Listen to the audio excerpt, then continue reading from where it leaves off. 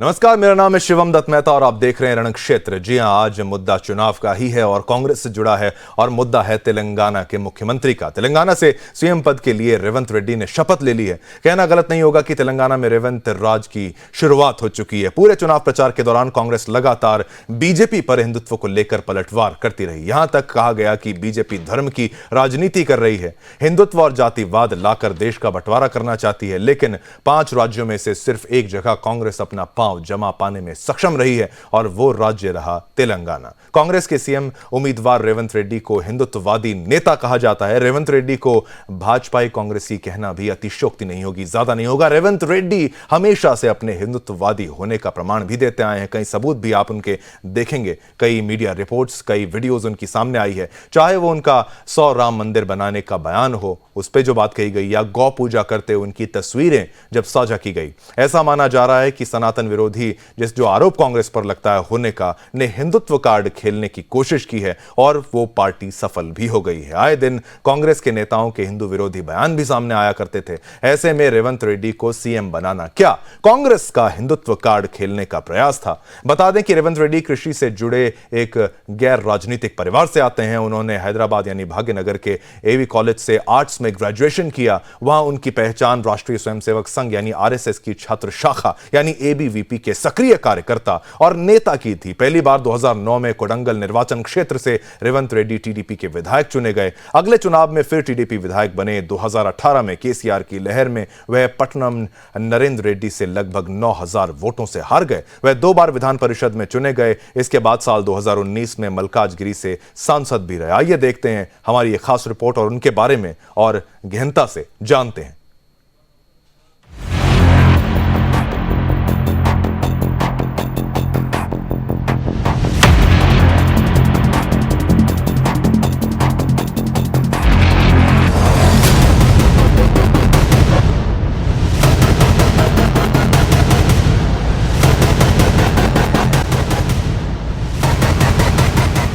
तेलंगाना में जीत का सबसे ज्यादा श्रेय रेवंत रेड्डी को मिल रहा है।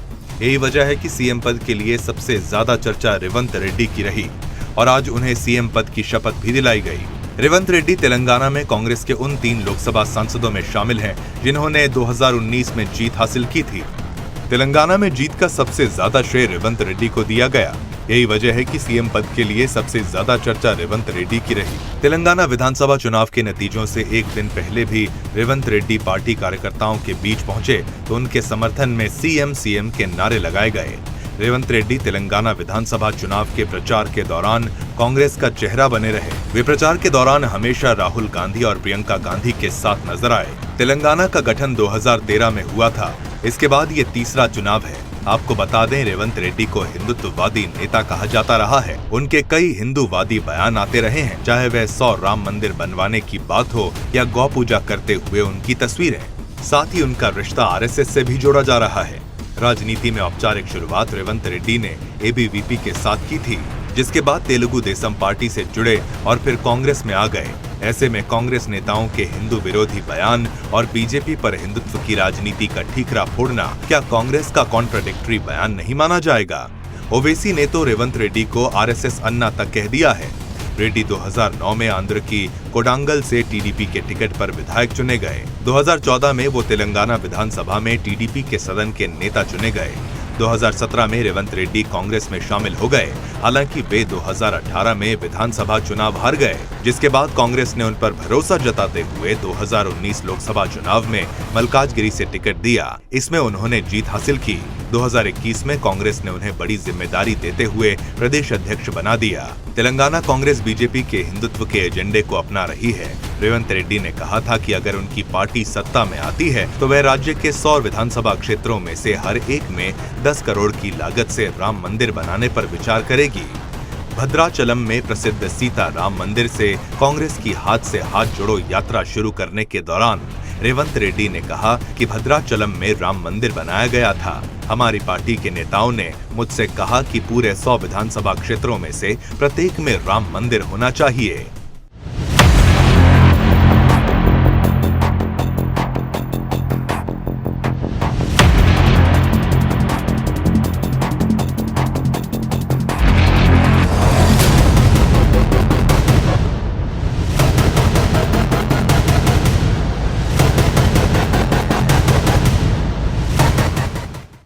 तो ये वो तमाम सवाल हैं कि क्या कांग्रेस भी हिंदुत्व की राजनीति पर उतर आई है, क्या उनको भी ये समझ में आया है कि जो मेजॉरिटी है उसका साथ अगर आपने निभाया तो आप फायदे में रहने वाले हैं, क्योंकि तेलंगाना में ये बात बिल्कुल साफ होती नजर आ रही है। बहुत अच्छे बहुमत से कांग्रेस ने वहां पर चुनाव को जीता है और एक पार्टी जो वहां पर मौजूद थी जिसको हरा पाना मुश्किल था, बीआरएस को, उनको उसने हरा दिया है। और यहां पर रेवंत रेड्डी एक ऐसा नाम जिनके बारे में हमने बताया, एबीवीपी से वो जुड़े थे, उन्होंने जो मंदिरों की बात कही है, गौ पूजा की बात की, इसी पे चर्चा करेंगे कि आखिर क्या हिंदुत्व का कार्ड यहां पर भी खेला गया है, हिंदुत्व की साख को, उसकी ताकत को यहां कांग्रेस ने समझा है। हम सारे गेस्ट्स को मैं चाहूंगा आपके टीवी स्क्रीन पर जल्दी आए, जो लोग हमारे साथ जुड़ चुके हैं मैं स्वागत करता हूं। यहां पर हमारे साथ महंत राजू दास जी भी हमारे साथ हैं, हिंदू धर्मगुरु के तौर पर वो अपनी राय यहां पर रखेंगे। विजय कौशिक जी हमारे साथ हैं, कांग्रेस प्रवक्ता, वो हमारे साथ इस वक्त जुड़े हैं, वो अपनी बात बताएंगे। कांग्रेस की नित्या पारिक जी, बीजेपी प्रवक्ता, वो हमारे साथ हैं। और कुछ ही पलों में अविनाश सिंह, राजनीतिक विशेषज्ञ, वो भी हमारे साथ जुड़ जाएंगे। सबसे पहला प्रश्न मेरा विजय कौशिक जी आपसे, क्या यहां पर रेवंत रेड्डी का नाम, उनको चुना जाना इस बात को दिखाता है कि भाई हिंदुत्व की राजनीति करना, हिंदुओं के हित की बात करना केवल भाजपा के लिए ही नहीं सभी के लिए इस वक्त जरूरी हो गया है? जो प्रचंड बहुमत, जो बहुमत आपको मिला है, जो मैंडेट आपको मिला है, जो आपको रिजल्ट्स इतने अच्छे मिले हैं, उसमें कहीं ना कहीं यहां पर ये हिंदू छवि होना रेवंत रेड्डी का, आप मानते हैं कि नहीं कामयाब हो गए उसमें? विजय कौशिक जी। मैं आपको ये बताना चाहता हूँ कि कांग्रेस पार्टी की तरफ से पहले भी हम इस बात को कहते रहे हैं कि हिंदू इस देश का मूल नागरिक है और भारतीयता, भारतीय संस्कृति, हिंदू और हिंदुत्व को एक साइड में रखकर, मैं कह रहा हूँ राजनीति तो छोड़िए, आप उस देश में रह भी नहीं सकते। एक सीधा सा सिद्धांत है, जैसा देश वैसा भेष। तो अगर हम इस देश में, इस देश की संस्कृति के अनुरूप आचरण नहीं करेंगे तो निश्चित तौर पर हम इस देश में रहने लायक ही नहीं हैं। तो कांग्रेस पार्टी के ऊपर एक तरफ तो भाजपा ये आरोप लगाती है कि कांग्रेस राज में मुसलमानों का भला नहीं हुआ, दूसरी तरफ हम पर वो मुस्लिम तुष्टीकरण की राजनीति का आरोप लगाती है। तो दोनों चीजें कैसे संभव हैं? बिल्कुल भी संभव नहीं है। हिंदू और हिंदुत्व के नाम पर अगर कोई राजनीति करती है तो वो भाजपा है, लेकिन हिंदू और हिंदुत्व का अगर कोई भला चाहती है, उस पर काम करती है, तो वो कांग्रेस पार्टी है। इतिहास साक्षी है कि हमारे कांग्रेस के नेता राम मंदिर बनाना चाहते थे, इसके लिए जमीन भी अधिग्रहित की गई थी, रामलला के दरवाजे भी स्वर्गीय श्री राजीव गांधी जी ने खुलवाए थे, लेकिन इन मुद्दों पर राजनीति करके भ्रम की स्थिति कायम करने में भाजपा सफल रही। अब हमारे मान लीजिए जो नवनियुक्त सीएम है, पर विजय कौशिक जी, ये जो जिन रेवंत रेड्डी का जिक्र यहां पर हम कर रहे हैं, वो एक ऐसे नेता के तौर पर आते हैं जिन्होंने छात्र राजनीति जब करी होगी, एबीवीपी का भी वो हिस्सा रहे और साथ ही साथ वो आरएसएस के साथ भी जुड़े रहे, जागृति तेलुगु एक वीकली जो निकलता है उसमें के साथ वो जुड़े रहे। क्या ये पूरा उनका जो पूरी यात्रा को अगर आप उनको देखें, उनके पूरे सफर को देखें, एबीवीपी से जुड़ा होना, आरएसएस से एक ताल्लुक रखने वाली बात जो सामने आ रही है, क्या वो आपके फेवर में चला गया? और जो मंदिरों की बात करी उस पर चर्चा फिर करते हैं ना। देखिए, मैं आपको सीधे स्पष्ट शब्दों में एक बात बता रहा हूं कि आज आप भाजपा को चेक कर लीजिएगा और कांग्रेस को चेक कर लीजिएगा। भाजपा में आधे से ज्यादा कांग्रेसी हैं और वो कांग्रेसी वो हैं जिन्हें भारतीय जनता पार्टी हिंदुत्व विरोधी बताती थी, भ्रष्टाचारी बताती थी, चोर और बेईमान बताती थी। आज उनको भाजपा में लेकर भारतीय जनता पार्टी उन्हें ईमानदारी का सर्टिफिकेट दिए हुए है, अलग बात है। इसी तरह जब भाजपा के लोगों ने ये देखा, पुराने कार्यकर्ताओं ने ये देखा कि भाजपा हिंदू और हिंदुत्व के मुद्दे पर देश को छल रही है और उन कांग्रेसियों को सिर माथे पर बिठा दिया गया है जिन्हें कभी हिंदू और हिंदुत्व का दुश्मन बताती थी भाजपा, इसलिए वो लोग कांग्रेस में आ गए। क्योंकि जिनको देश की फिक्र है वो कांग्रेस में है और जिनको केवल सत्ता की फिक्र है वो भाजपा में है। इसलिए हमारे यहाँ से लोग छोड़कर भाजपा में भाग गए क्योंकि भाजपा की सरकार उन्हें दिखाई दे रही थी केंद्र में।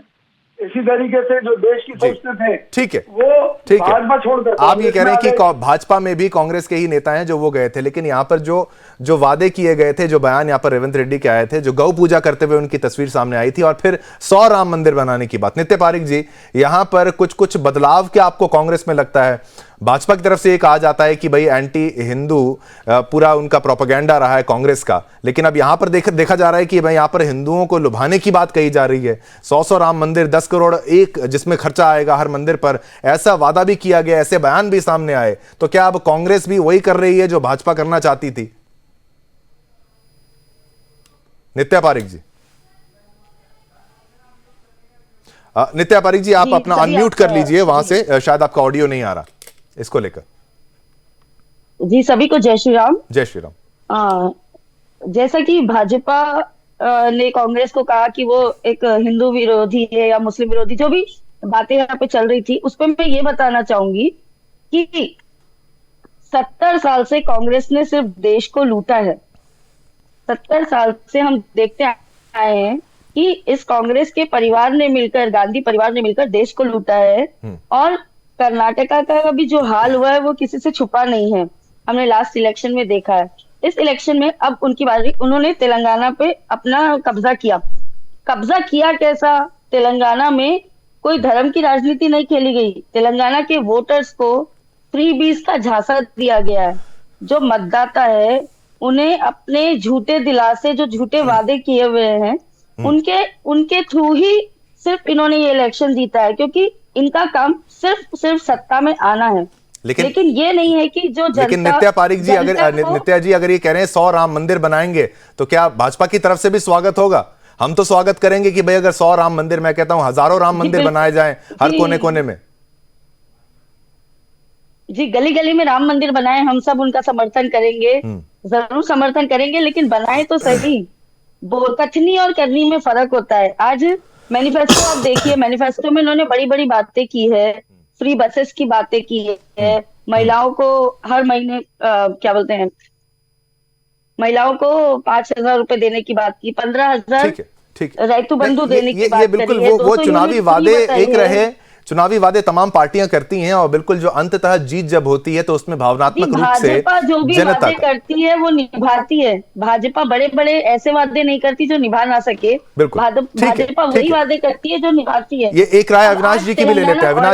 अविनाश जी, क्या आप सहमत हैं कि भाई हिंदुत्व वाला जो यहाँ पर मुद्दा रहा, हिंदुत्व का कार्ड रहा, एक एबीवीपी का नेता होने का उनके ऊपर टैग है, गौ पूजा वो करते नजर आ रहे हैं, राम मंदिर 100 बनाने की वो बात करते हैं कि भाई हम राम मंदिर के समर्थन में हैं। हालांकि कांग्रेस पर तमाम आरोप तो ये हैं कि राम मंदिर क्यों नहीं बनाया गया जल्दी, उसको इतना डिले क्यों किया गया, राम सेतु का मुद्दा, तमाम वो मुद्दे। लेकिन यहां पर रेवंत रेड्डी जब आते हैं तो एबीवीपी का टैग भी आता है, और साथ साथ गौ पूजा का और 100 राम मंदिर का। क्या यही उनको जिताने में एक बहुत बड़ा फैक्टर नहीं हो गया अविनाश जी? आपके देखिए कि ये रेवंत रेड्डी की ही सिर्फ बात नहीं है।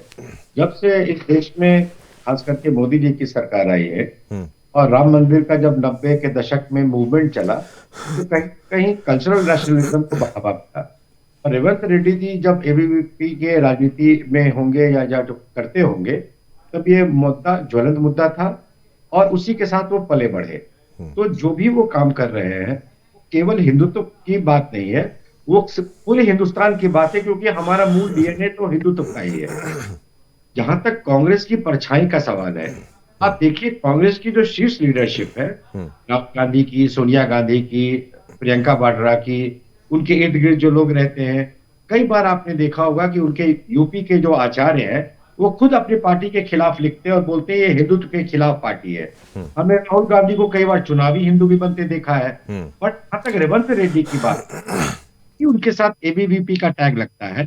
तो आवाज आ रही है? बिल्कुल आ रही सर, बिल्कुल बोलते रहिए। जैसे ही उनके पास एबीवीपी का टैग लगता है, जैसे ही उनके साथ गौ पूजा का टैग लगता है, तो कहीं ना कहीं हमें इस बात का आभास होता है कि इस देश की जो नई लीडरशिप है उसको ये पता है, चाहे वो किसी भी पार्टी में हो, वो राहुल गांधी तेलंगाना से बहुत दूर रहे, इसीलिए वो इलेक्शन जीत पाए।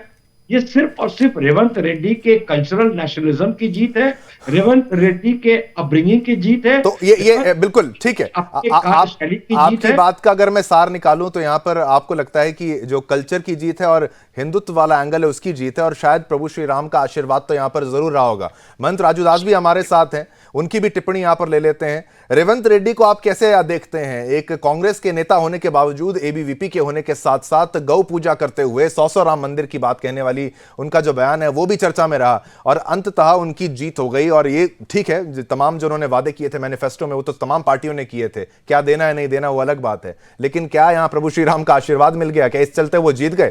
क्या ग्रूमिंग जो थी वो एबीवीपी की थी, आरएसएस की थी, इसका फायदा हो गया? महंत जी, पहले तो मैं उनको शुभकामना देता हूँ, बधाई देता हूँ और अपेक्षा करता हूँ कि जिस प्रकार से हम हिंदू वहां पर परेशान है, प्रताड़ित होता है, उससे निजात मिलेगा ऐसा मुख्यमंत्री जिससे अपेक्षा है। अभी मैं कांग्रेस के प्रवक्ता विजय जी को सुन रहा था, जैसा देश वैसा भेष। इन्होंने चरितार्थ किया कि जिस प्रकार से काल नेमी ने भेष बदलकर और राम राम जपना शुरू किया, तो उन्होंने कह दिया कि हाँ वहाँ हिंदुत्व को देखिए, पूरे देश में हिंदुत्व के बिना काम नहीं चलेगा, क्योंकि हिंदू सतर्क, सजग और जागरूक हो चुका है। और हिंदू इतना जागरूक हो चुका है, जो सनातन की बात करेगा, सनातन संस्कृति की बात करेगा, जो हिंदुत्व की बात करेगा, जनता उसके साथ जाएगी। 3 राज्य का चुनाव आप देख सकते हो, 3 राज्य चुनाव में ये कांग्रेस के लोग कहते थे बीजेपी का सुपरा साफ हो जाएगा और बीजेपी यहां नहीं जीत सकती है, लेकिन आप देखिए पूर्ण बहुमत की सरकार 3 राज्यों में मिले।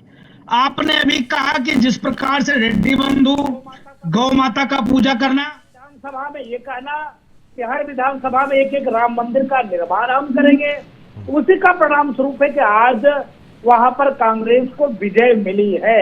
लेकिन कांग्रेसियों से सावधान रहने की जरूरत है। काल नेमी आप बोल रहे हैं मंत्र राजूदास जी, विजय कौशिक जी, काल नेमी भी बोल रहा हूँ, इसलिए मैं काल नेमी बोल रहा हूँ। मैं निवेदन करूंगा, आज उन्होंने एक चीज और भी कहा है कि आज अयोध्या में जो राम जन्मभूमि मंदिर बन रहा है वो कांग्रेस की देन है। विजय कौशिक जी ने कहा है, ये उन्होंने नहीं कहा कि हम साधु संतों को बोको हराम, आईएसआई और तालिबान से जोड़ दिया।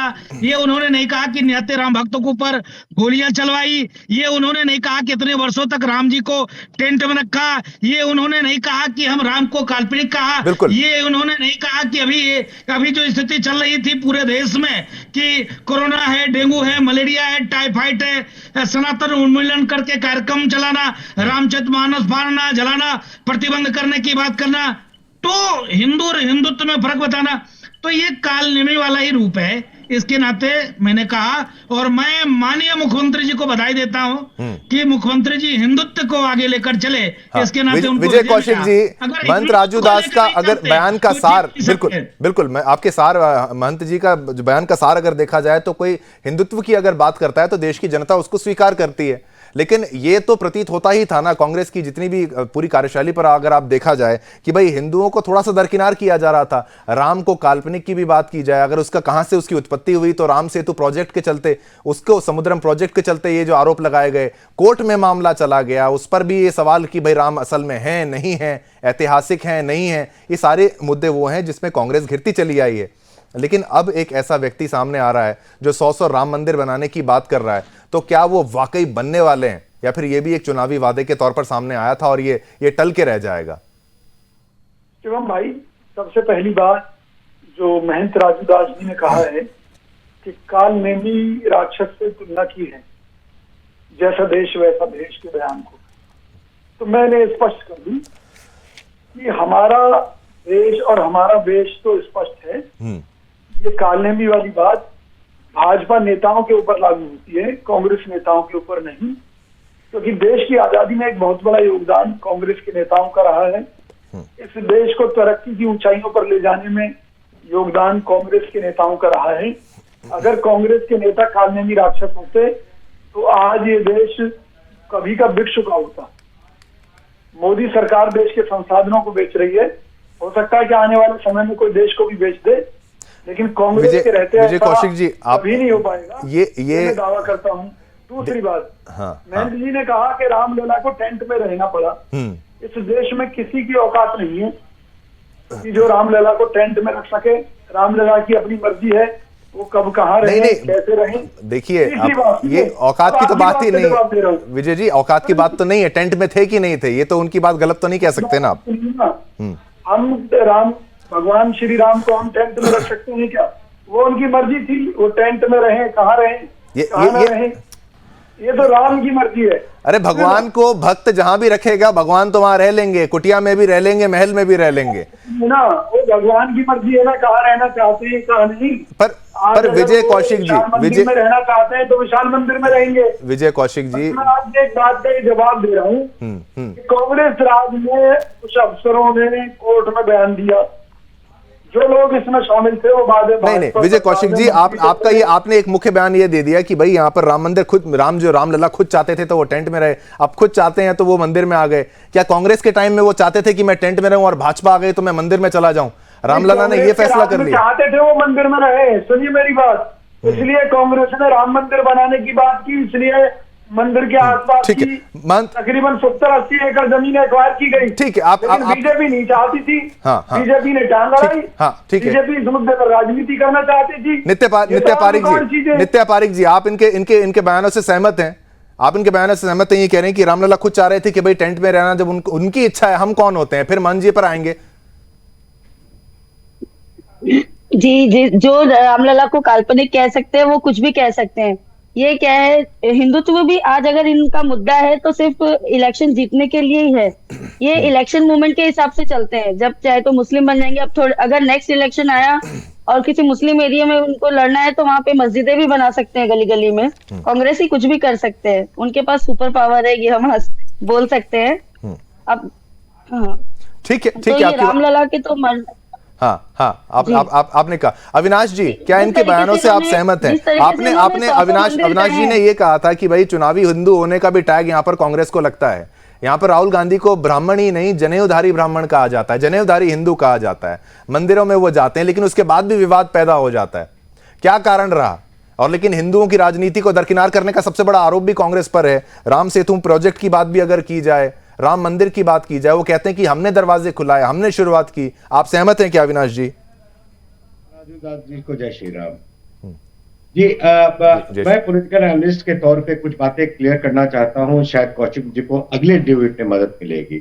जो हम ये तब से कह रहे हैं कि कांग्रेस हिंदुत्व पे वापस आई है, बिल्कुल गलत। कांग्रेस का 8% वोट मुसलमानों का बढ़ा, पूरा टोटल, वो कर्नाटक जीत गई। ये वोट मिला जेडीएस से। तेलंगाना में 9% वोट बढ़ा, टोटल वोट टीआरएस से आया, मुसलमानों का आया, कांग्रेस जीत गई। उसी तरीके से जहां भी कांग्रेस को एक मुश्त मुसलमानों का वोट मिला है, कांग्रेस जीती है। तो ये हमें कोई मुगालते में नहीं रहना चाहिए कि कांग्रेस कोई हिंदुत्व वाली पार्टी है या होने वाली है। उनको हिंदुत्व का वोट कम मिला है, पर जो एंटी इनकम्बेंसी का वोट था वो मिला है। क्योंकि तेलंगाना की जनता, हमें भूलना नहीं चाहिए, भाजपा को 1 से लेके 8 सीट तक पहुंचाई है। 1 सीट तक डबल फिगर में भाजपा चल रही थी। बिल्कुल, हमें ये नहीं भूलना चाहिए। पर अविनाश जी, एक चेहरे के तौर पर रेवंत रेड्डी को अगर चुना जा रहा है तो इसके पीछे कांग्रेस ने भी कुछ तो विचार किया होगा, पूरा बैकग्राउंड चेक, सब कुछ, पूरा प्रोफाइल। आपको बताना चाहता हूं, इसके अंदर उनके एबीपी होने का कोई विचार नहीं है। उनके अंदर ये गाय को जो वो खिला रहे हैं, आप क्या पता, हो सकता है उसी गाय को कुछ दिन में बेच भी दे। वो नहीं कहता बकरी की अम्मा कब तक खैर मनाएगी। तो वो जो कालनेमी की बात गुरुजी कर रहे हैं वो गलत नहीं है। हाँ, अब वो सीएम क्यों बने हैं? क्योंकि वो एक चोजन कॉन्फिडेंट है राहुल गांधी और प्रियंका गांधी के। 1 सेकंड, ये पूरी की पूरी इलेक्शन उन्होंने अपने कंधे पे निकाली है। और नंबर 3 सबसे इंपॉर्टेंट बात, ये जो ISRCP जो बगल में आंध्रा में रूल कर रहा है, उसको अगर कोई चैलेंज कर सकता है तो बॉर्डर एरिया जो बहुत पॉपुलर है रेड्डी में, और यही उनको चैलेंज करेंगे, इसीलिए उनको सीएम बनाया गया है। बिल्कुल। महंत राजूदास जी, आप इनके बयान से सहमत थे कि राम जी ने खुद चाहा तो वो टेंट में थे, उसके बाद खुद चाहा तो मंदिर में है, और वो कह रहे हैं कि हम तो प्रो हिंदू हैं, आप हमें एंटी हिंदू कैसे बोल सकते हैं? हमने तो मदद करी है, हमने सब कुछ किया है, हमने दरवाजे खुलाए। नहीं, इनके कहने से दरवाजे नहीं खुले। इनके कहने से तत्कालीन मुख्यमंत्री पंत जी थे उत्तर प्रदेश में, उन्होंने साफ तौर पे मना किया और वहां पर तत्काल में उन्होंने कहा कि वहां ताला बंद कर दो, पूजा नहीं होगी, वहां से मूर्ति हटा दो, फेंक दो। तत्काल मजिस्ट्रेट ने इस्तीफा दे दिया और मूर्ति को नहीं हटाई। विजय कौशिक जी को यह भी जानकारी होनी चाहिए। दूसरी बात, उन्होंने कहा कि 70 एकड़ हमने जमीन एक्वायर किया। इन्होंने 70 एकड़ जमीन इसलिए एक्वायर नहीं किया राम जन्मभूमि मंदिर बनाने के लिए, इसमें गहरी साजिश थी। उसके अंदर 120 मंदिर था, उन्होंने 120 मंदिरों को तोड़ा, वहां पर मूर्ति पूजा पाठ नहीं हुआ। उन्होंने सीआरपीएफ को लगा दिया अंदर मंदिर में, जहां पर वहां पर जूते पहनकर, जहां पर वहां पर अंडे खाकर मंदिर को अपवित्र किया और वहां पे मूर्ति पूजा नहीं हुई। ये नहीं बताएंगे, इन्होंने तो बता दिया 67 एकड़ मैंने जमीन एक्वायर किया। 67 एकड़ जमीन एक्वायर मंदिर बनाने के लिए इन्होंने नहीं किया। और उसके आसपास की जो जमीन थी मुसलमानों की, मजारों की, उसको 1 इंच नहीं छुआ। जो भी पुरानी मंदिर थी, प्राचीन मंदिर था, सबको इन्होंने एक्वायर करके जेल खाना बना दिया, मूर्ति पूजा बंद करा दी। एक गंभीर विषय है। बिल्कुल ठीक है। जवाब तीसरी बात और थोड़ा सा समय लेंगे। तीसरी बात, इन्होंने कहा मध्य प्रदेश के मुख्यमंत्री के रेस में कमलनाथ जी पूर्व के मुख्यमंत्री थे, कमलनाथ जी के वीडियो वायरल हो रहा था, मुसलमानों के बीच में गए और मुसलमानों से कहा उन्होंने कि मैं बाबरी मस्जिद पुनः बनवाऊंगा और धारा 370-35 से खत्म करके, मतलब फिर वहां जो बहाल करो। तो देखिए, इनकी कथनी करने में जमीन आसमान का फर्क है। ये शुद्ध रूप से कालेमी है, गिरगिट जैसे रंग बदलने वाले लोग हैं, अवसरवादी हैं और कुछ नहीं है। हिंदू को कभी भी इनके ऊपर भरोसा नहीं करना चाहिए। ठीक है। विजय कौशिक जी क्या कह रहे हैं? हिंदुओं को आप पर भरोसा बिल्कुल नहीं करना चाहिए, कालनेमी तो इन्होंने आपको बोल ही दिया, लेकिन यह है कि आपकी स्टेटमेंट्स पर, विजय कौशिक जी की भी आवाज दीजिए, उन आपके स्टेटमेंट्स पर इनको यकीन नहीं आता। पर मेरा प्रश्न दोबारा वही होगा कि वो 100 मंदिरों का जो जिक्र किया गया वो जरूर बनेंगे कि नहीं बनेंगे? पहला जवाब आप उसकी शुरुआत कर लीजिए, फिर महंत जी की सवाल का आप जवाब दे सकते हैं। निश्चित तौर पर रेवंत रेड्डी जी हो या कांग्रेस का कोई और ही कार्यकर्ता बेशक क्यों ना हो, अगर हमने वादा किया है तो उसको निभाना हमारी ऑन कैमरा कह रहे हैं कि आप बना के छोड़ेंगे। हाँ बिल्कुल बिल्कुल, एक नैतिक जिम्मेवारी है, क्योंकि अगर हम अपने वायदों पर खरा नहीं उतरेंगे तो क्या होगा, अगली बार जनता में उखाड़ कर फेंक देगी सत्ता से। ठीक है, ठीक। सबसे पहली बात। दूसरी बात, महंत राजू दास जी साधु का चोला पहनकर अगर झूठ पर झूठ बोलेंगे केवल भाजपा को फायदा पहुंचाने के लिए, तो कालनेमी राक्षस कौन हुआ? कौन सा झूठ वो तो बताइए, कौन सा झूठ वो तो बताइए महंत जी को। महंत जी ने एक इस तरह से चित्रण किया है, ऐसे चित्रण किया है, जबकि इतिहास बताता है कि जब बाबरी मस्जिद का ध्वंस हुआ 100 कुछ मंदिर थे, हनुमानगढ़ी महंत हैं, महंत राजू दास नरसिम्हा राव जी से आदेश मांगे गए थे, लेकिन उन्होंने किसी भी कार सेवक पर गोली चलाने का कोई आदेश नहीं दिया। बड़ी बात है। पर गोलियां चली तो चली के, चाहे कांग्रेस के राजीव गांधी जी हो, हाँ, सबका प्रयास यही रहा। विजय कौशिक जी भाजपा की राजनीति में एक महत्वपूर्ण हिस्सा राम मंदिर का रहा, 370 का रहा। उन्होंने अपने दोनों वो वादे पूरे कर दिए, उन्हीं के समय में राम मंदिर अब बनने जा रहा है। आप ये कैसे कह पाएंगे कि भाई हमने राम मंदिर के लिए सब कुछ किया? वो कथनी करने वाली बात पे आप आइए ना कि भाई कैसे, आप ये प्रूफ तो करिए ना कि भाई हम राम मंदिर को लेके आए। शिवम भाई, एक बात कही थी कि राम मंदिर के साथ साथ और भी कई चीजें हैं जो जरूरी हैं। अगर हम धारा और कौन सी? ठीक है मन जी, आपका सवाल क्या है? फिर से सवाल ले लेते हैं, फिर क्या कहना चाहते हैं? मैं निवेदन करता हूँ विजय कौशिक जी से, निवेदन करता हूँ, धारा 370-35 को खत्म करूंगा। दूसरा, अयोध्या में भव्य दिव्य राम जन्मभूमि मंदिर का निर्माण करूंगा। आज ये हो रहा है, कोर्ट के माध्यम से, चाहे जिस प्रकार से हो रहा है। मैं अपेक्षा करता हूँ आपसे, क्या काशी में भगवान भोले का मंदिर का निर्माण करेंगे? क्या मथुरा में शाही ईदगाह को हटाकर कृष्ण का मंदिर का निर्माण करेंगे? क्या लीजिए, मुझको बीजेपी से उम्मीद है विजय कौशिक जी, जवाब दे दीजिए। मोदी जी कृष्ण जन्मभूमि पहुंचे थे, कई ऐसे मंदिर हैं। कभी नहीं गया आपका नेता, कभी नहीं गया आपका नेता, कभी अयोध्या राम जन्मभूमि नहीं आया मत्था टेकने के लिए। क्यों नहीं आया? राहुल जी नहीं आए, प्रियंका जी नहीं आए, सोनिया जी नहीं आई। किसी ने रोका था क्या राम जन्मभूमि आने के लिए? आज विजय कौशल जी, आपका जवाब, समय का अभाव है, मन जी समय का अभाव है, एक क्विक जवाब ले लेते हैं। जो तमाम हिंदू मंदिर है जो आक्रांताओं के द्वारा तोड़े गए और विवाद वहां पर पैदा कर दिया गया, अब कांग्रेस का रुख उस पर तो साफ हो जाना चाहिए। राम मंदिर तो चलो अब बनने वाला है।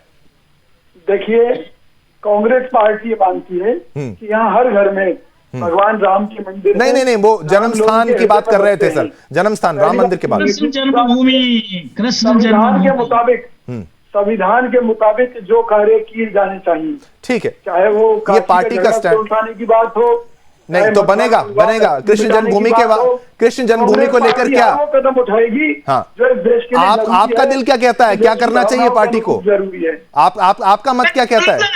आप बोलिए ना कृष्ण जन्मभूमि पर।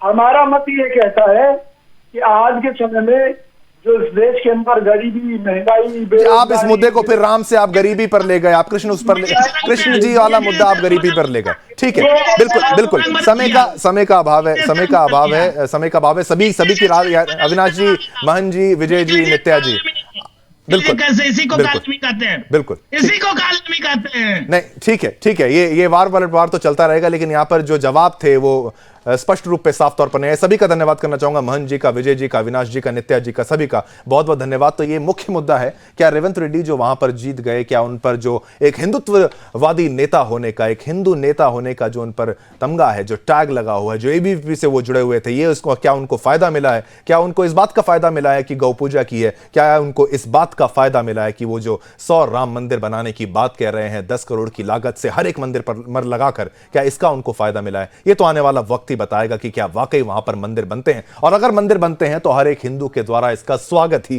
किया जाएगा। मुझे यानी शिवम दत्त मेहता को आज्ञा दीजिए, कल फिर एक ऐसे नए मुद्दे को आपके सामने लाऊंगा और इसी पर हम सब मिलकर चर्चा करेंगे। तब तक के लिए जय हिंद।